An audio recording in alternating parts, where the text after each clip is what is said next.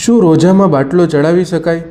જો સૌથી પહેલાં તો દેખીતી વાત છે કે જે દર્દીને બાટલાની જરૂર પડે એ રોજા રાખવાની કન્ડિશનમાં ના હોઈ શકે, તો જ બાટલો ચડાવવો પડે.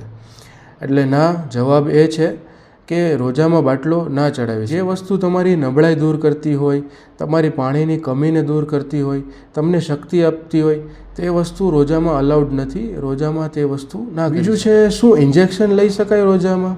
હા, ઇન્જેક્શન લઈ શકાય, પણ શરત એ છે કે એ ઇન્જેક્શન તમને શક્તિ ના આપતું હોય અને વિટામિનના ઇન્જેક્શન પણ ના લઈ શકાય. કોઈ પણ દુખાવાનો ઇન્જેક્શન, જેમ કે માથાનો દુખાવો, પેટનો દુખાવો, એ બધા ઇન્જેક્શન લઈ શકો. ઉલટી માટેના પણ ઇન્જેક્શન લઈ શકો. હવે ઘણા લોકો પૂછશે કે ઉલટી થવાથી તો રોજો તૂટી જાય.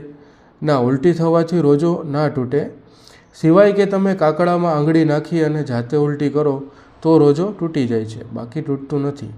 એટલે ઉલટીનો અને બીજા ઘણા બધા ઇન્જેક્શન લઈ શકાય. આ વિડીયો વધુમાં વધુ લોકો સુધી શેર કરો, બધાને ફાયદો મળશે.